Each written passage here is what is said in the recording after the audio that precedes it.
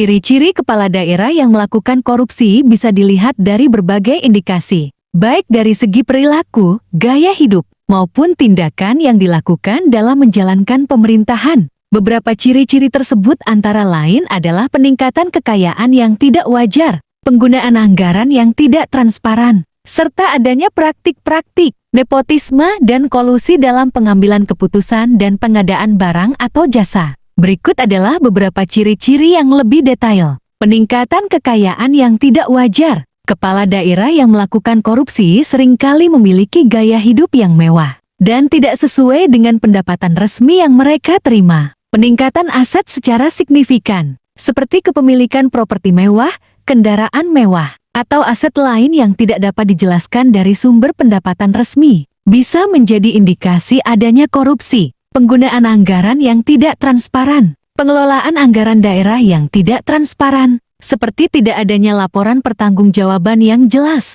penggunaan dana yang tidak sesuai peruntukan, atau adanya praktik pengadaan barang atau jasa yang tidak sesuai prosedur, dapat menjadi indikasi korupsi. Praktik nepotisme dan kolusi. Kepala daerah yang melakukan korupsi seringkali terlibat dalam praktik nepotisme, yaitu memberikan jabatan atau pekerjaan kepada kerabat atau teman dekat tanpa melihat kompetensi. Selain itu, praktik kolusi, yaitu kerjasama tersembunyi antara kepala daerah dengan pihak lain untuk mendapatkan keuntungan bersama, juga sering terjadi. Manipulasi perizinan dan proyek. Modus korupsi lain yang sering dilakukan adalah manipulasi perizinan dan proyek pemerintah. Kepala daerah bisa mempersulit perizinan untuk memaksa pihak tertentu memberikan imbalan atau melakukan markup harga proyek untuk mendapatkan keuntungan pribadi. Penyalahgunaan dana bantuan sosial. Dana bantuan sosial yang seharusnya diperuntukkan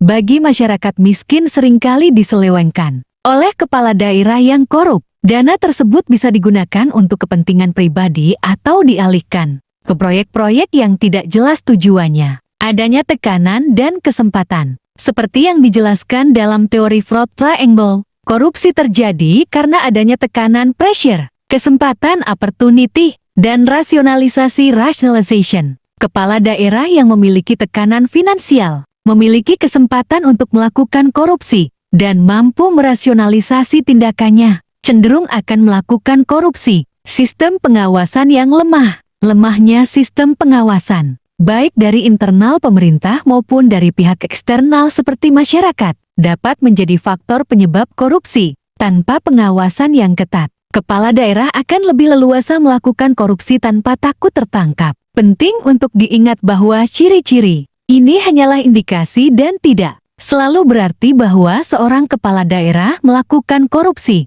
Namun, jika ditemukan beberapa ciri-ciri tersebut, perlu dilakukan penyelidikan lebih lanjut untuk memastikan kebenarannya.